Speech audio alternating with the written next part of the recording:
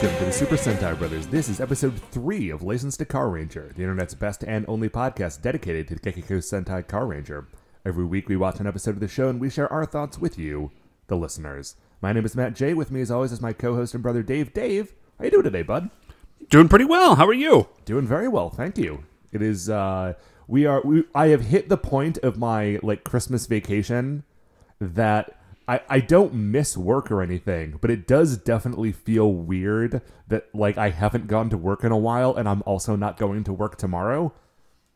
It is, yeah. I'm a little more accustomed to that sort of thing, but it does get a little funky. Yeah, I mean, listen, it's not bad funky.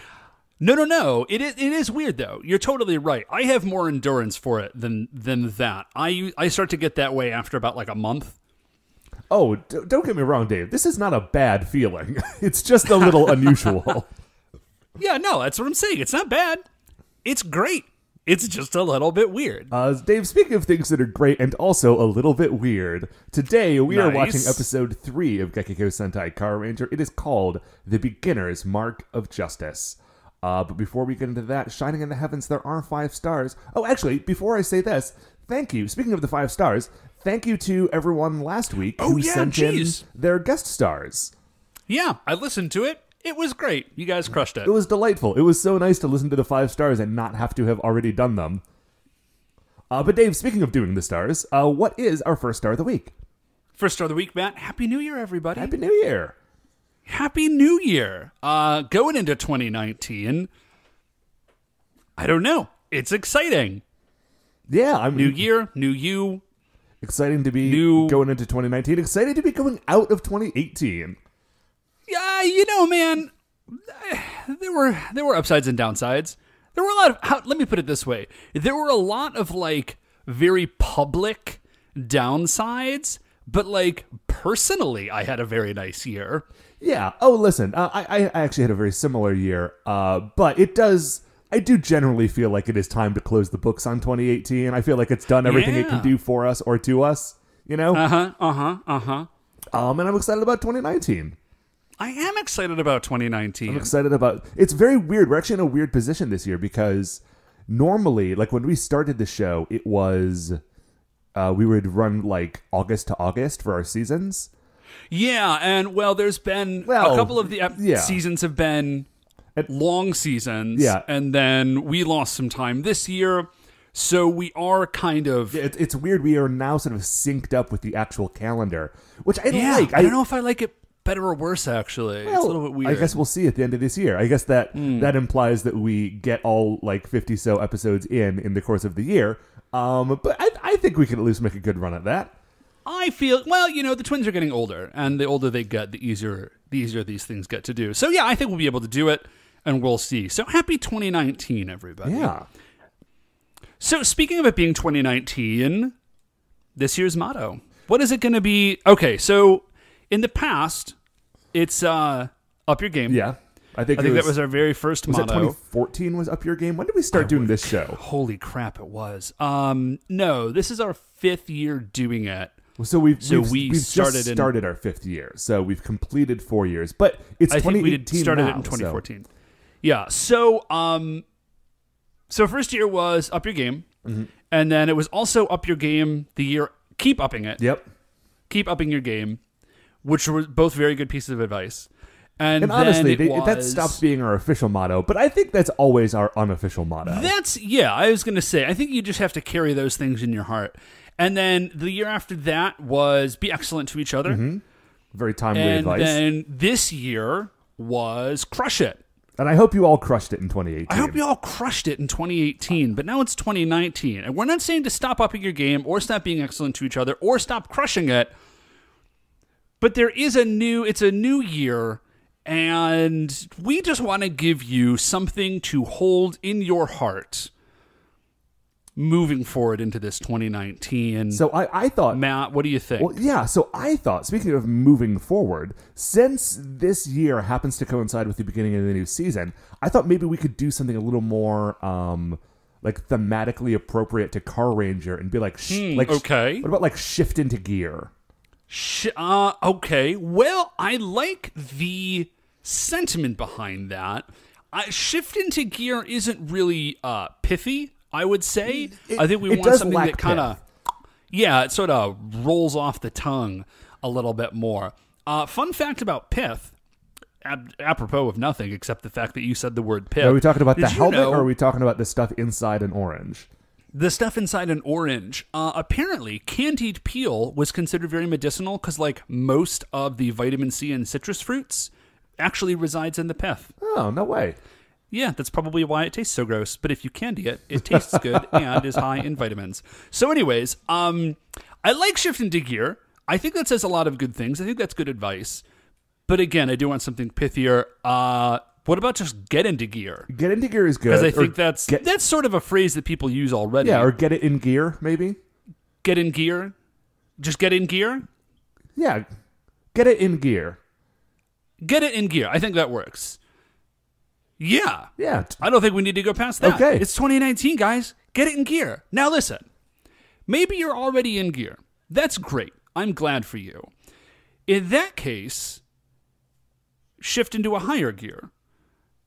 Or if you're going up a hill, a lower gear. Whatever's appropriate to you. Downshift or upshift as necessary. But if you're already in gear, it's great. That's wonderful. Right. Well, that's the great thing about gears, is there's a lot of them, and different ones are appropriate at different times.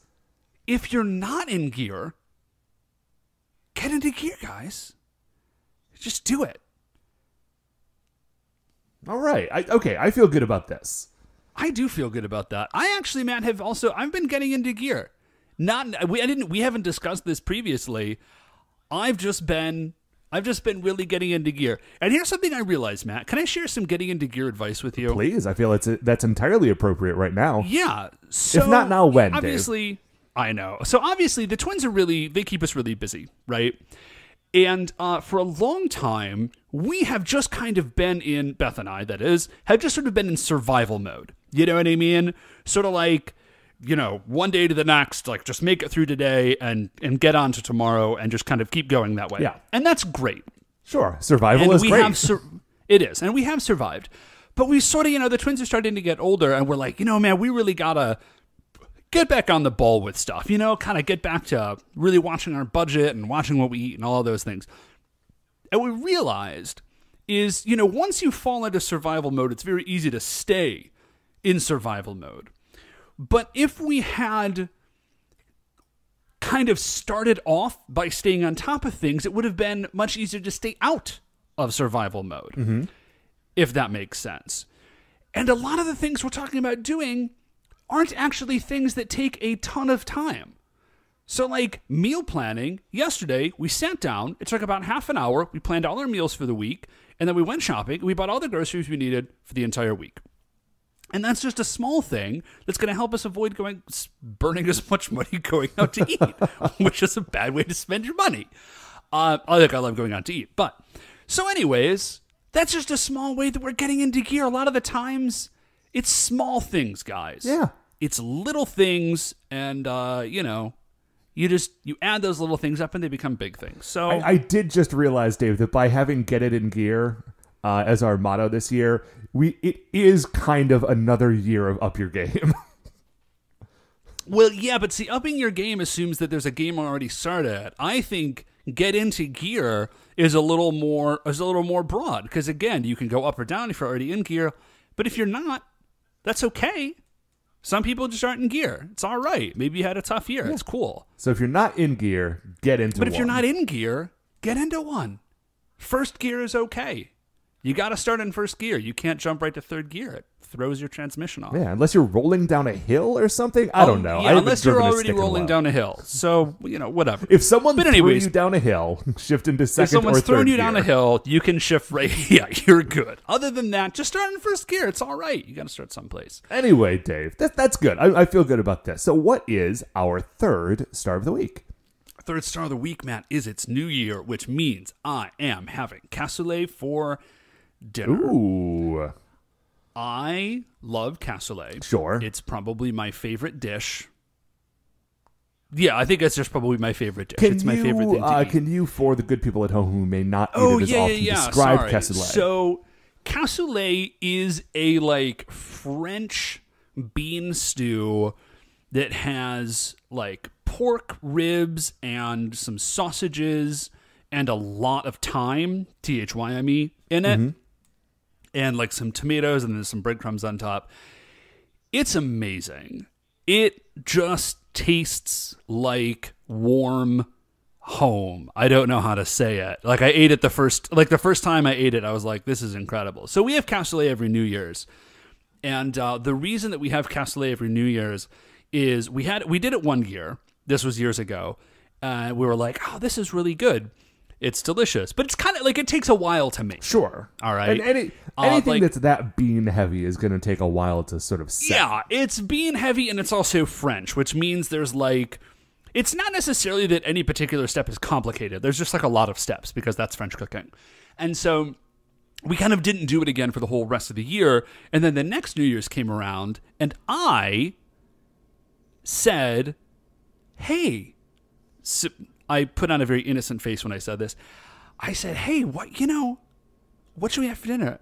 Beth said. And I said, let's have cassoulet. She said, oh, we do. We have the day off. Sounds great. Let's make cassoulet. And then once we had finished making it, she said, didn't we have cassoulet last year for New Year's? And I said, yes, we did. And she said, so that makes it 2 years in a row now. And I said, yes, it does. And she said, did you just establish a tradition? Did you just sneak establish a tradition? And I said, yes, I did. So now we have cassoulet every New Year's, and so I'm at least guaranteed to get it once a year. So we have cassoulet for dinner. I'm very, very excited. Here's the fun thing about cassoulet. A, it's delicious. B, they eat cassoulet all over France. Okay. Mm-hmm. And, but it is one of those dishes that apparently, like, every region has, like, a slight variation on cassoulet. And, like, Frenchmen, like, fight to the death over, like, which is the correct version.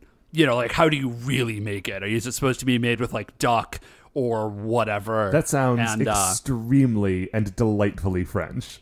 It is. So I have a dream someday to do like a tour de cassoulet, like go to France, but like, you know, as you're sort of tripping around France, just like eat cassoulet in all the different regions, which I think is amazing. That sounds like the bougiest pub crawl of all time. It is the bougiest. That's almost, Matt, that is almost word for word what my wife told me. I don't care. I want to do it anyways. And also, there is a... I never said it sounded bad. Restaurant. Yeah. So there's a French restaurant in Cleveland, not Le Petit Triangle, a different one, and they have cassoulet on the menu. And Beth thought about taking me one year for like my birthday, and then she looked at the menu and she saw cassoulet on it, and as soon as she saw it, she was like, well, that's what Dave is going to order. And then she looked at the menu, and it's like a deconstructed cassoulet where they like give you all the parts or something stupid. And she's like, Dave would order the cassoulet. Like, he wouldn't even read it. Like, he would just see cassoulet and he would order it, and then it would come out and it would not be cassoulet, and he would be furious. So we did not go to that restaurant. That sounds like a good call. Yeah, so that is my third star of the week, is I'm very excited about my dinner. What is our fourth star of the week? Dave, fourth star of the week is actually about my dinner, or my lunch, actually. So I was sitting around my apartment, and I was looking at the clock, and I realized, man, I don't have time to run to the grocery store to pick anything up for lunch, because I still need to sit down and watch this episode and take notes on it. So I'm going to treat myself. I'm just going to order a couple pizzas, you know? So I hopped on the Domino's app, and I put in the order, and I'm checking out, you know, the handy-dandy order tracker. Mm-hmm. And I'm looking at the clock, and I'm like, okay, I got plenty of time. I ordered it at like 10 after 1. We started recording around 2. Yes. And so I'm looking at the order tracker, and around 1:20, it says, like, yeah, it's out of the oven. It just passed its, like, perfection test or whatever. Wonderful. Perfect. I'm like, great. All I want is perfect pizza. If it is past my perfection test, then what could be better? And then I continued to wait for like 35 minutes before it moved from that stage to actually leaving the Domino's. What? Yeah, and the whole time I'm like, well, I can't start recording until this pizza shows up, because I record in my bedroom, which is like not within earshot of the front door the way my apartment is set up. So, yeah, no, I'm aware of that. Yeah. And so I finished my notes for the episode, and I'm just sitting around kind of like staring at the door and staring at my phone, and I call Domino's. I'm like, hey man, what is going on here, my friend? And apparently the manager picked up the phone and he had just forgotten to put another driver on the schedule. And so he apologized and said, like, hey, yeah, whatever, if it gets there and it is cold, give me a call. So eventually it did. 5 after 2, it did show up nearly an hour later, and it was cold. And so the bad news here, Dave, is that I got hour-old kind of cold pizza. The good news is that I got free pizza. Now, okay, that's great. Here's the thing. If there's like a mid-zone, hot pizza, excellent. Cold pizza, excellent. Right, and what you were about to describe, this terrible no man's land of temperature, is exactly how this pizza arrived.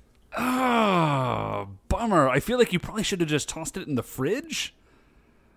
I will. I want to let it set a little before I toss it in the fridge, if that makes any sense.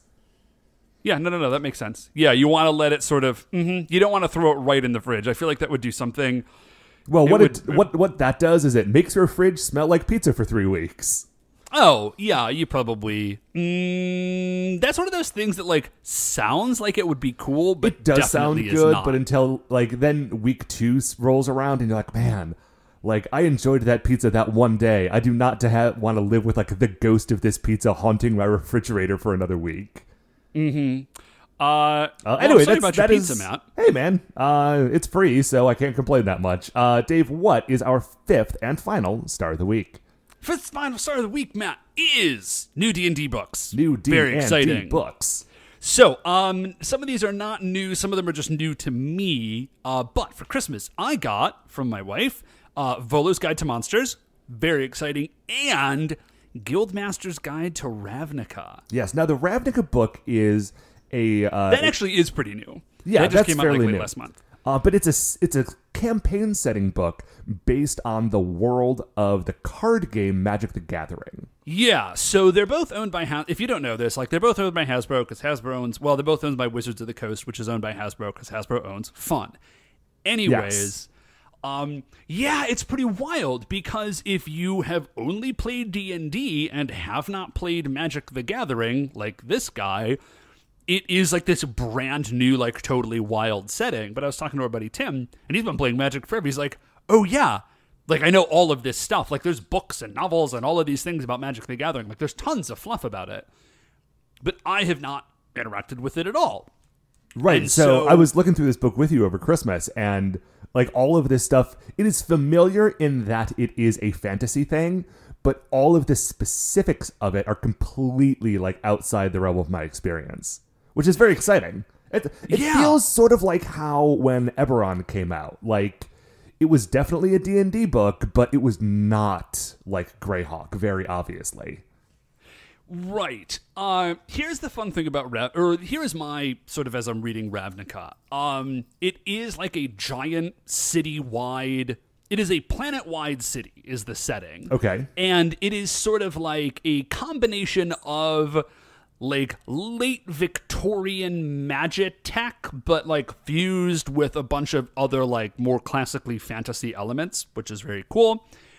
And to me, it very much has the feel of Sigil.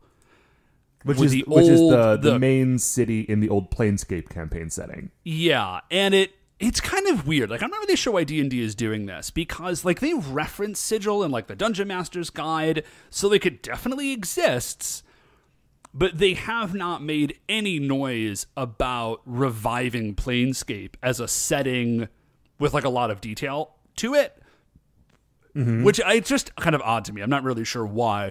But anyways, the point is that Ravnica sort of feels like, hey, we're not going to do Planescape and we're not going to give you Sigil, but like, here's kind of Sigil. Right. Like, here is, if you want to play a game in like a gigantic city that's like weird and a gigantic kind of fantasy like, city. Like, yeah. Like, if you want to enjoy plumbing the depths of fantasy Coruscant, like, here you go. Yeah, so I am. That's very much is a thing that I would like to do. So I am excited about playing that game. Hopefully, you and me and Matt and Katie, you're Matt. You and me and Beth and Katie can get that D&D game rolling again.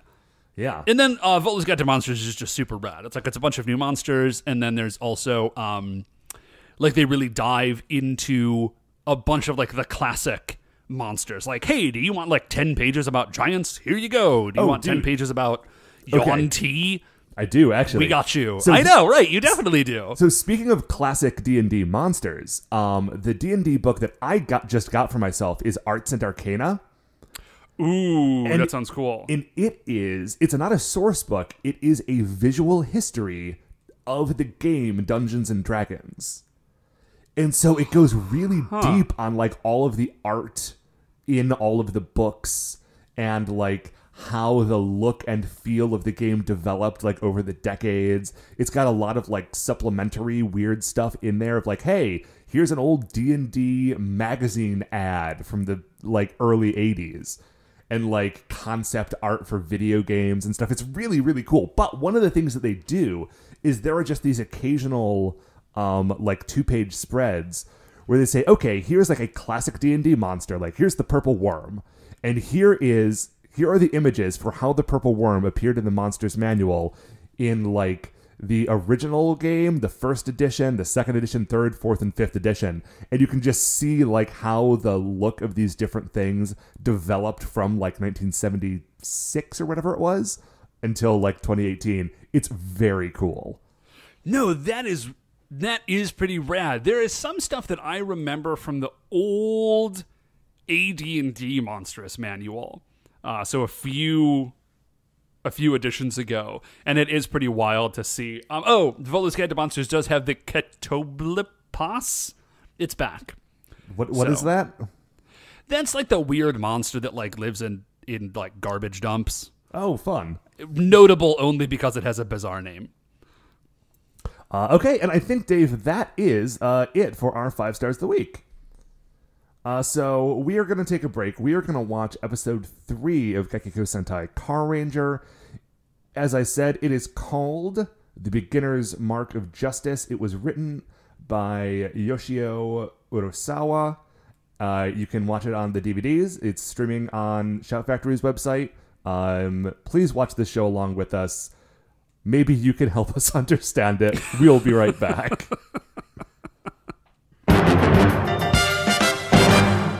Okay, welcome back. Boy, we got some stuff to dive through here this week. Yeah, okay. I'm just having trouble, I think, kind of getting my hands around this season so far. Just because there does not seem to be... Really what it is the monsters. There doesn't seem to be any real, theme to the monsters. And I'm used to there being, a really strong... they're all animals, or they're all objects, or they're, monsters from Japanese folklore or whatever. Right. Whereas in this one, they're all, super-powered alien space gangsters that all drive cars or motorcycles, but are not necessarily car or motorcycle themed themselves. Yes. Okay. So...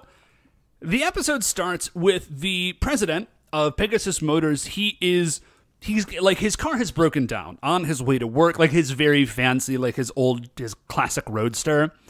And he is singing what seems to be a pirate song, or at least it contains the words yo heave ho. Well, he is pushing his car as well. Yeah, I think it is a... I'm not saying it makes sense. I appreciate that he has found a song appropriate to the occasion. And so he pushes his car into the garage and starts kind of calling hey, I need you guys to fix... And he realizes that nobody's there. Right, which has to be disappointing for a couple of reasons. One, all of his employees are gone. And two, if you own an automotive shop, that is the one circumstance in which you can always be guaranteed that if something goes wrong with your car, you can get immediate help with it. Yeah, and so there's no one to roll in, and for everyone to be gone, and for him to suddenly feel like it is for the rest of us when we have to wait to have our cars fixed, must have been heartbreaking for him. Now, I am curious about the president because it seems like the president is a car enthusiast / businessman, right? But he's not himself a mechanic. Yeah, so. I guess in my head, for some reason, like, he had started out as like a car guy, and then he built this company, and I think that's probably not the case. I think he just built a company around cars because he likes cars. Right. So, I think where he is are the also Rangers? extremely rich, and I'm not just saying that because he has a fancy mustache and a cool car. No, but those two things are very indicative. So, where are the Rangers? Well, we find out immediately. They are working out. They are working out, and Dapu is coaching them, and they are doing some pretty fun, like, Rocky style. I guess it's just actually working out, but I think of it as Rocky style. Well, Rocky's the only person who works out. Yeah, it's everybody else is just doing. Before Rocky, did you know this, Matt? Before the movie Rocky, just nobody worked out. Well, I mean, that's why it won the Oscar, Dave. It's a very influential movie. It's a deeply influential. Now, what's really wild is how did Stallone get in as good a shape as he did without working out, because of course the movie hadn't come out yet. Well, I think what you have to look at there is that, movies get shot out of order, right? So the first scenes that they shot were the training montages, because that's how Stallone was able to get in shape, and then they went back and filmed the rest of the movie around that once he was all beefed out. Oh, see, that makes a lot of sense. So they're like running up the stairs and then down the stairs, and they're dragging tires behind them. One thing that is infuriating about this scene is that the Blue Ranger's wearing a blue, like, workout suit. Pink Ranger wearing a pink workout suit. Yellow Ranger wearing a yellow workout suit. Red Ranger wearing a black workout suit. And the Green Ranger is wearing a white workout suit. Like, they got most of the way it's like, there. Guys, you were 60% of the way. Like, what happened? And, like, if only one of them was in the right color, I'd be like, okay, well, that's just a coincidence. They didn't really care about this, and it just so happened that one of them ended up in the right color. But when you have 3 out of 5 wearing the right color and the other 2 aren't, like, that just feels like a little slap in the face, if I'm going to be honest. It feels like they went to the store to pick up the outfits for this, like the wardrobe for this episode, and they found 3 of them, and they bought them. And they're like, well, they don't have the other 2 colors at this store, but they're bound to have them at the other stores, and then just couldn't find them anywhere, but didn't want to return the first 3 they'd bought, so like, whatever, we'll just go with black and white. So anyways, there is something that I dig about this scene, aside from just the fact that, like, they're working out. I like it because this is as Rangers, they're like mystically chosen by the car constellations, right? You know, this is not like O Ranger where they were already like soldiers.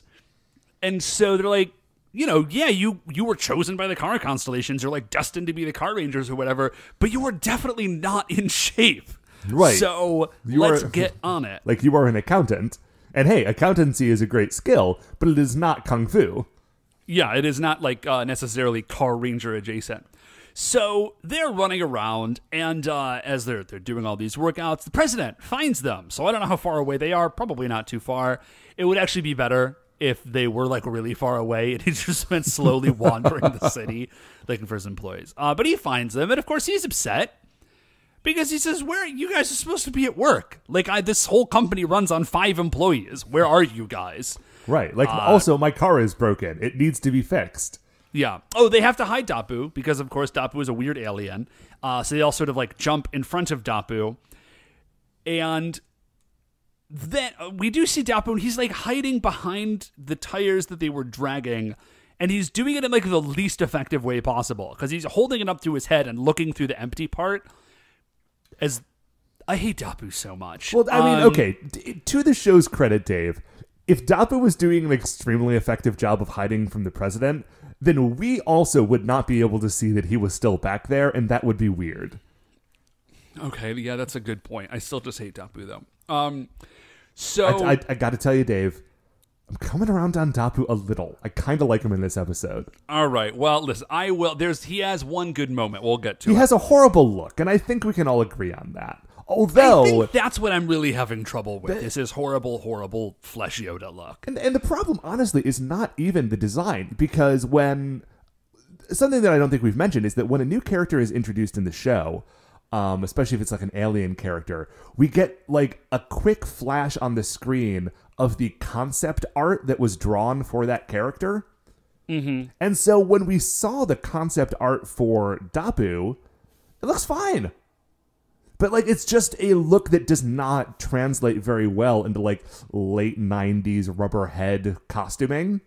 Yeah, like if this were just a comic book, I think I would be totally okay with it. But anyway. Yeah, anyways. So they managed to distract the chief by being like, oh yeah, your car, like we'll go fix it. He's like super into it. They're like, it's a classic car, right? It's like, yes, obviously it's a classic. And he's like, oh yeah, it is a classic car. Well, some people have called it a classic, you know. Right. It's like, yeah, dude, that car is clearly from like the 30s. It's a rad car. Everyone knows it's a classic. So we go right from there to this week's monster, who is RR Rai. So this is the thing for the Balzac, is that they have two initials preceding their names, and that's their thing. Right, or that's at least their fun thing that they do. Or at least that's how it has been so far. I assume that will carry forward. Yeah, so RR Ri, he calls himself the Spirit Beater of Balzac. Yeah. Although apparently, Dave, although it is written down as Balzac in the subtitles, I got a tweet from one of our listeners, and I'm trying to find it now. But apparently, if you actually like listen more closely to the show, it is pronounced Bozok. Bozok. Okay, cool. So and also, I have these tweets up right now. They're from at Livebird555. It is pronounced Bozok, and also the planet thing that they live on is called Baribarian. So one more time? Baribarian. Not barbarian. Baribarian. Apparently Baribari is like an onomatopoetic sound in Japanese for like how like bike horns sound. Oh, all right. So there we go. It's Baribarian. And I think that is probably why the bar on it is called the BB Saloon. Ah, okay. So it's Baribarian and one more time, Bozok? Bozok.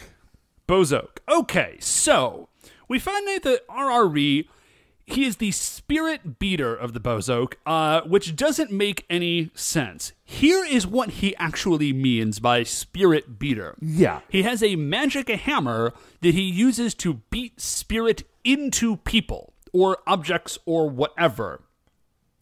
So really what he has basically is a frenzy hammer. Like he hits you with the hammer and you like flip out and go crazy. Yes. So he beats like, and I think when they like, he beats energetic spirit into you, and that is his plan, is he will just kind of like make everybody on Earth go crazy and then profit, I guess. Yes. So it's kind of unclear. I did have to watch this episode twice to like really like grok what his jam was. Yeah. So again, this is kind of like where I'm just having like trouble getting my hooks into this season, just because like the monsters are just so weird. Although I gotta say, I do like RRE. No, it's like that's a very interesting idea. I really I just want there to be some theme, and I don't think there's going to be, and I just have to be cool with that. And can we talk about his look for a second, Dave? He has a very good look. Okay, his look, I have decided to describe it this way. Do you recall, like, ever as a child having a book that's like, this is how you draw superheroes?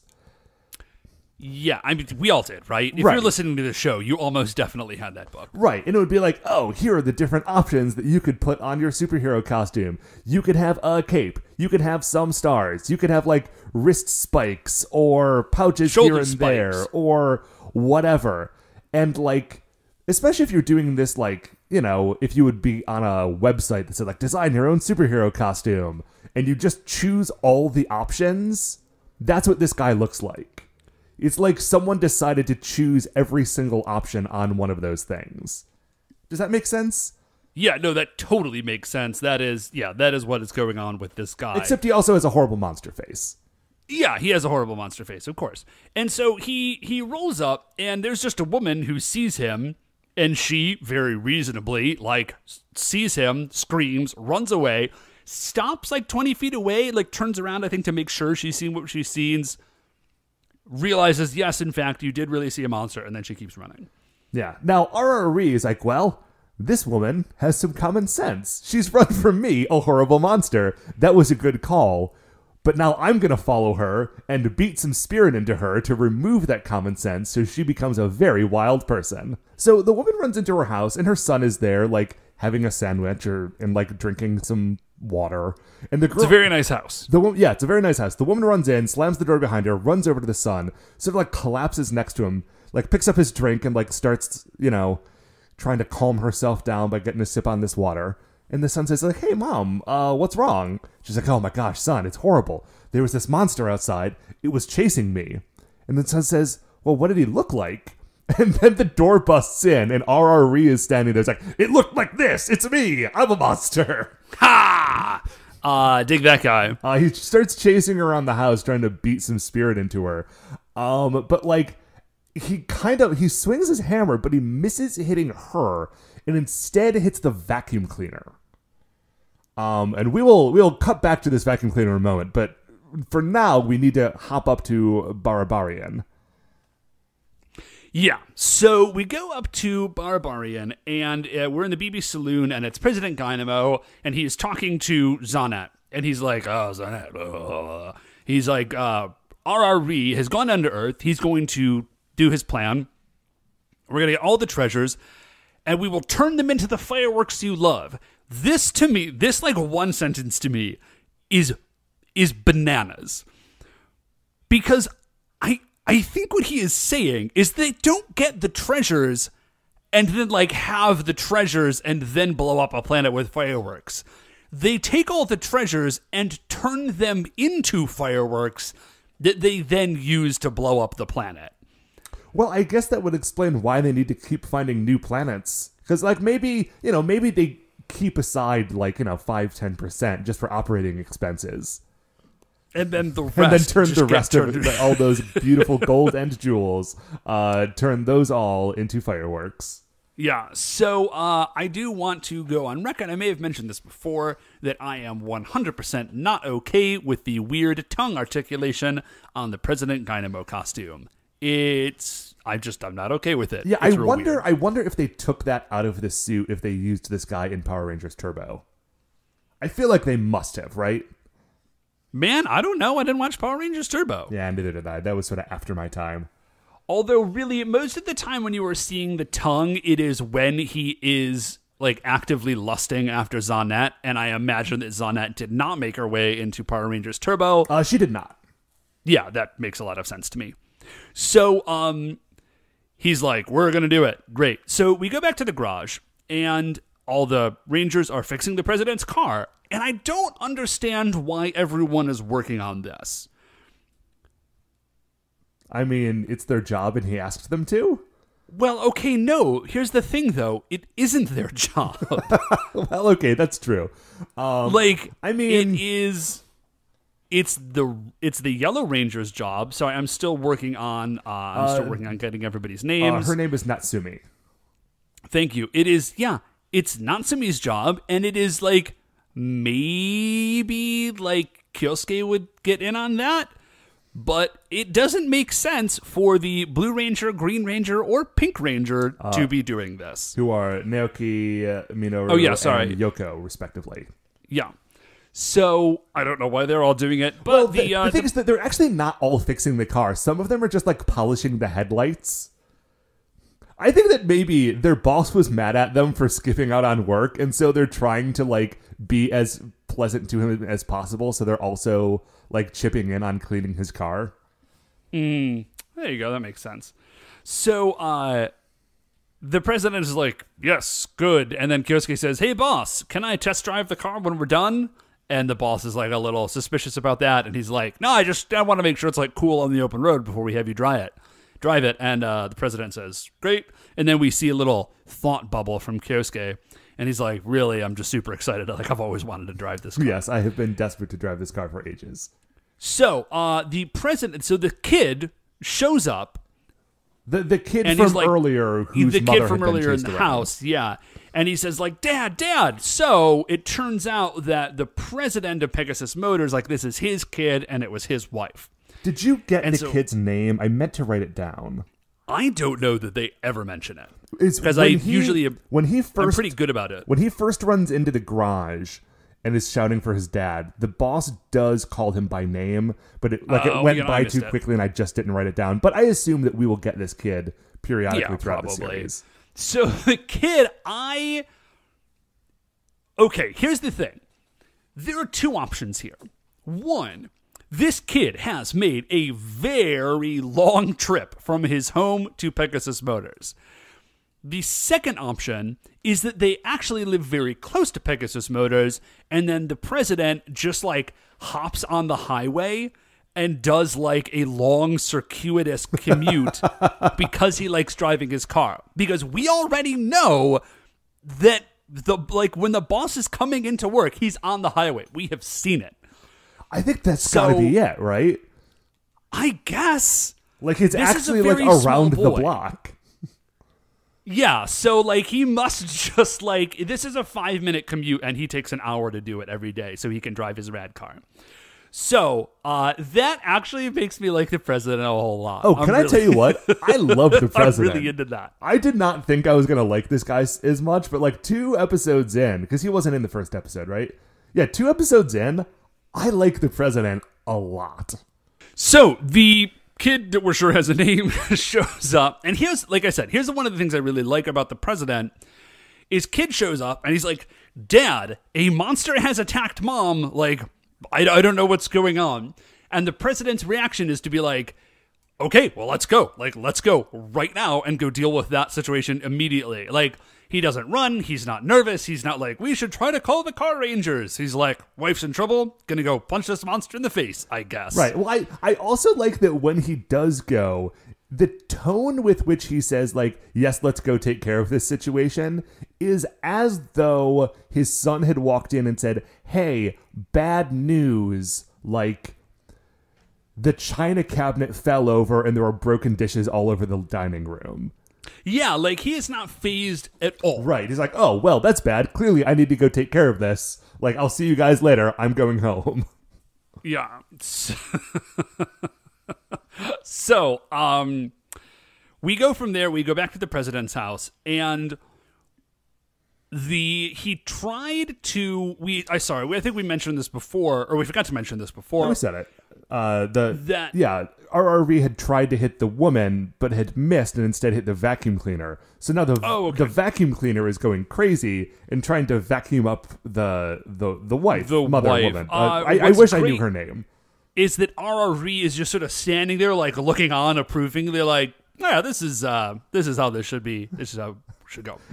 So I don't know. He kind of gave me the vibe of like, man, I honestly did not know that this was going to happen. I need to cope with it. I like it. This is a good surprise. But we need to sort of reformulate our plans now that I know that this hammer can do that.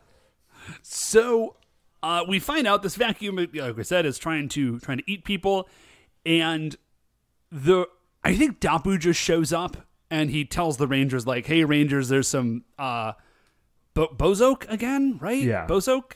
There's some Bozoke trouble, like, we got to get to it. And all the Rangers jump to, except Kyosuke. Like, they're all running out the door, and Kyosuke is just still working on the car, and they say, like, dude, we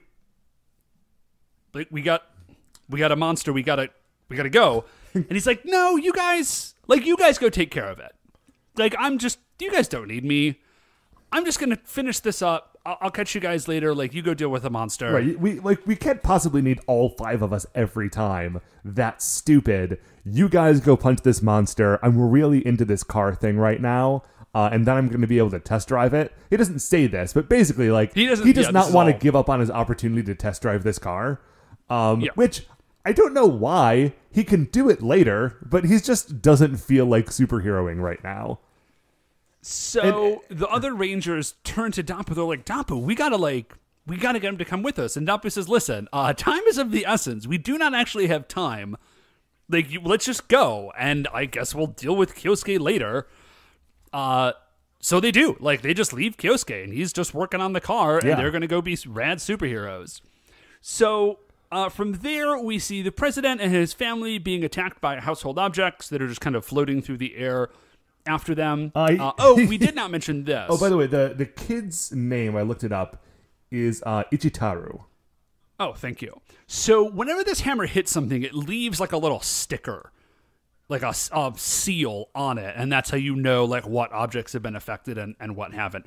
So all of the household objects from the president's house have this seal on them, and they're just kind of like floating through the air, vaguely menacing the president and his wife. Yeah, he sees RRE, and he's like, hey, you're the one who's been messing up on my furniture and changing all of its spirit. Like, how dare you go changing the spirits of my, like, chaise lounge to whatever you want. He's just so indignant. Like, he's not concerned that the guy is a monster. He's just indignant that his furniture is being messed with. Yeah, so... And I don't know if the president is brave or if he's just, like, completely sort of, like, aloof to the idea of danger. Maybe Dapu hit him on the head one too many times in the previous episode. I don't know, but I love him. Again, either version is cool. I am pretty into the president. So the Rangers arrive.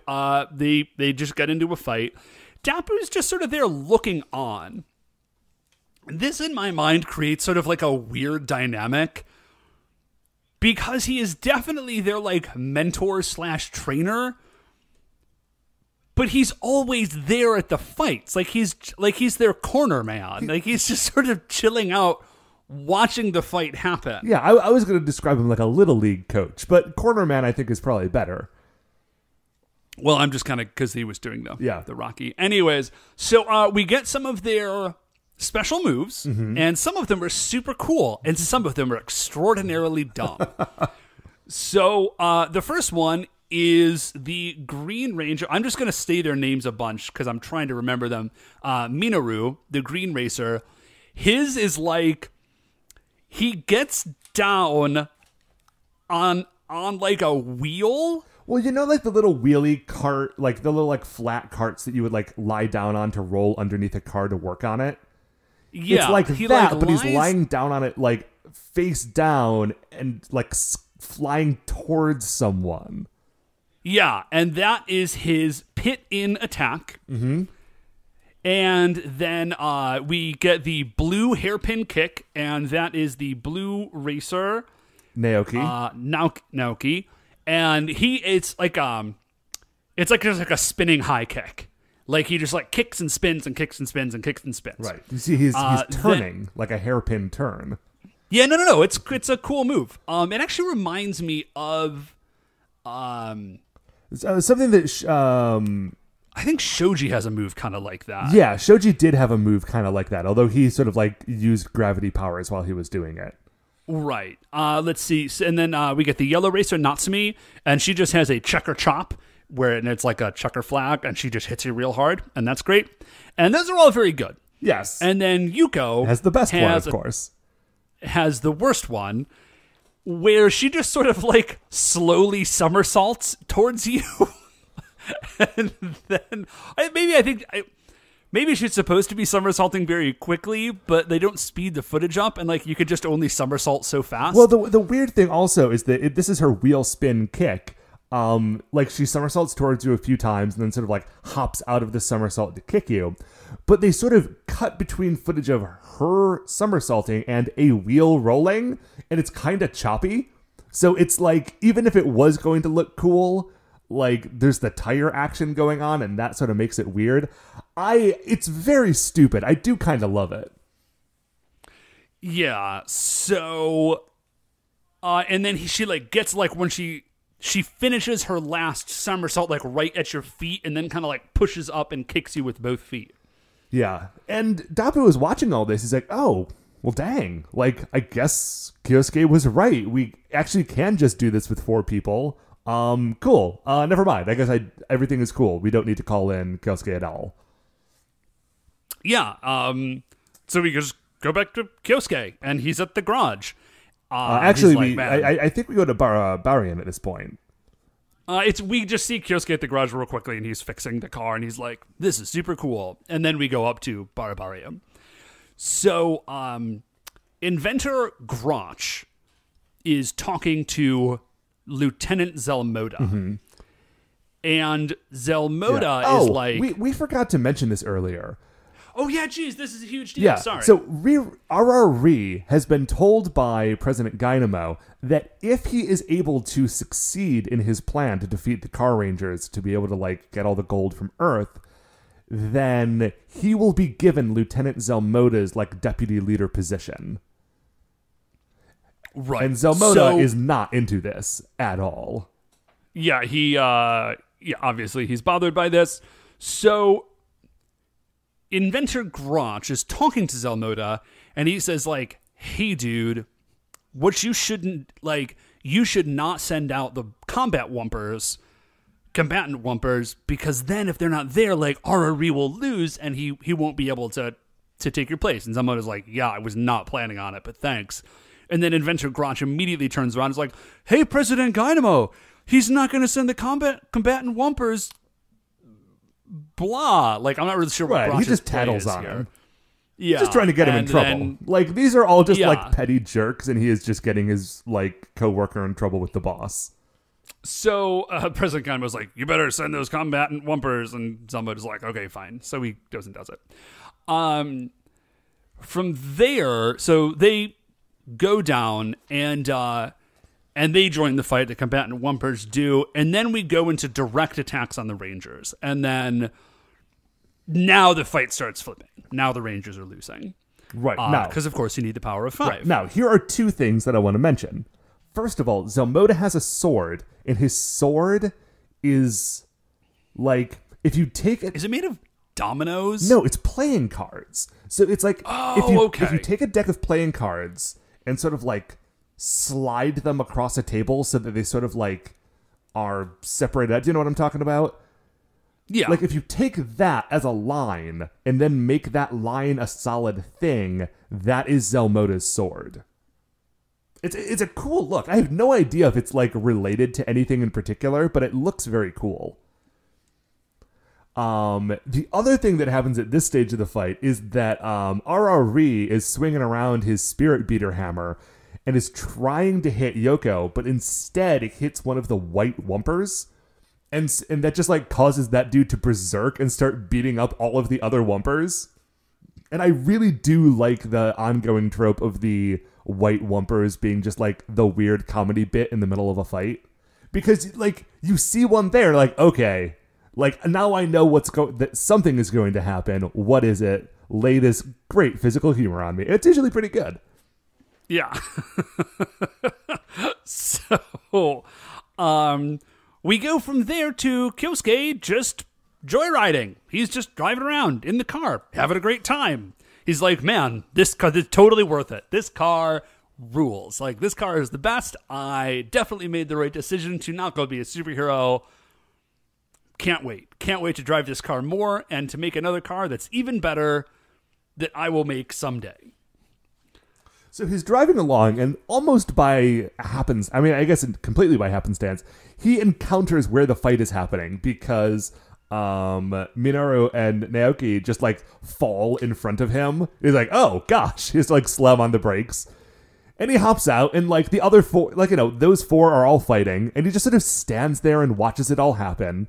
RRE hits the car with his spirit beater hammer, and for some reason, instead of just making the car go berserk, it transforms the car into like this really hideous thing, which completely breaks Kyosuke's heart. He's like, "I've just put my entire heart and soul into fixing this car, and now it's like ugly and gaudy, and I hate it." Yeah. So, and then again, he's just standing there watching the Rangers lose. Right. And he has a realization. He's like, "Oh my gosh, this is all my fault." And he goes into this monologue like, "This is my fault. I forgot that I was a car ranger, but I am a car ranger. And if I hadn't been so selfish, then things would be going better and my friends wouldn't be getting beaten up." And then we cut to like a 2-minute montage of his friends being beaten up. And it cuts back to him. He's like, "I really need to do something about this." And he's still in a monologue. Okay, so now we do get the good Dapu moment for the episode. Which is Dapu just rolls up and he's like, dude, what are you doing? Like, what? Why are you just standing there mumbling? Just go get in the fight. Wait, stop talking to yourself and actually do something. You jerk. And then Kyosuke's like, oh yeah, geez, right. So he does the Excel changer and he jumps in. And he does a driving attack, which is just like, he just sort of like does a little like flying flip and then sort of like zooms forward with his fists out like Superman punches a guy. So now the fight is on. They all pulled their Vibe blades and they go full charge and they're like fighting the combatant Wumpers and they're doing all this stuff. Yes. RRE has this moment where he's like, dude, I am done with all this. Here's what I'm going to do. I'm going to walk over to that building. I'm going to hit it with my hammer. And then that building is going to go crazy and you're going to have to deal with that.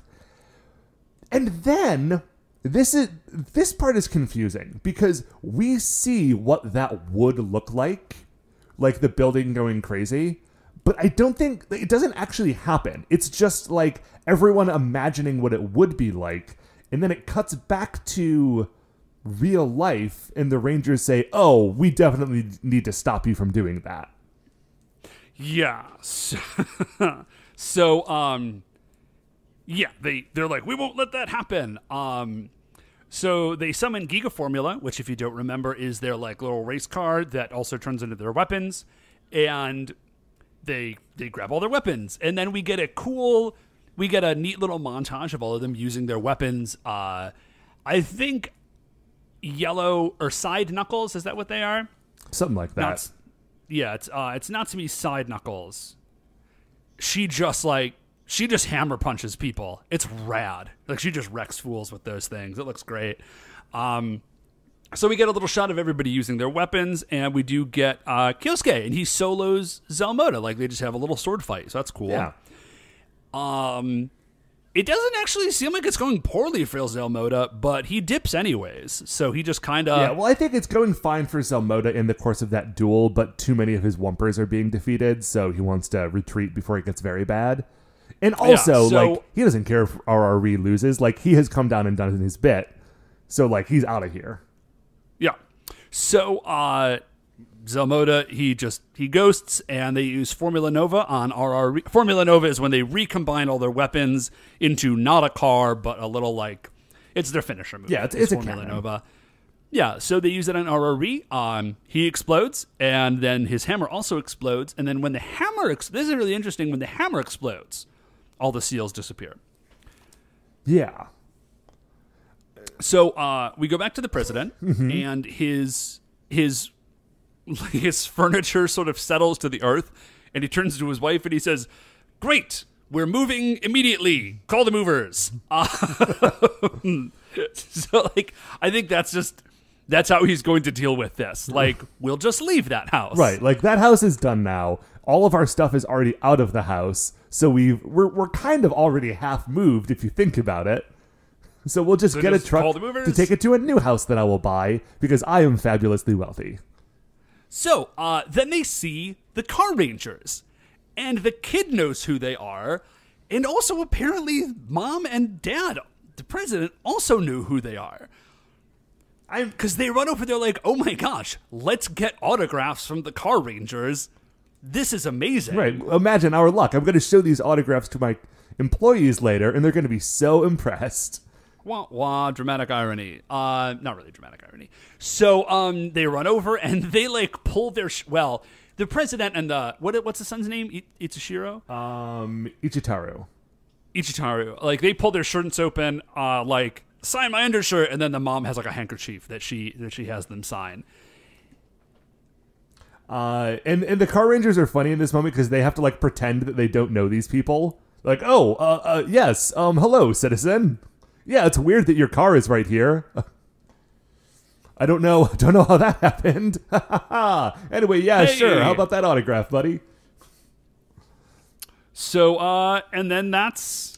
Yeah, so they Oh yeah, well then we get another montage of the Rangers working out. Yeah, again, that's where they are. Yeah, because the president and his family go back to the garage to show off the autographs, but as they are shouting into the office like, "Hey, check this out," they realize that everyone is gone. They are gone, of course, because they are back to their training montage, where Kyosuke has apparently only half learned his lesson, because everyone else is doing the training, and Kyosuke is just, like, sitting off to the side, like, drinking a juice box, talking about how it sucks.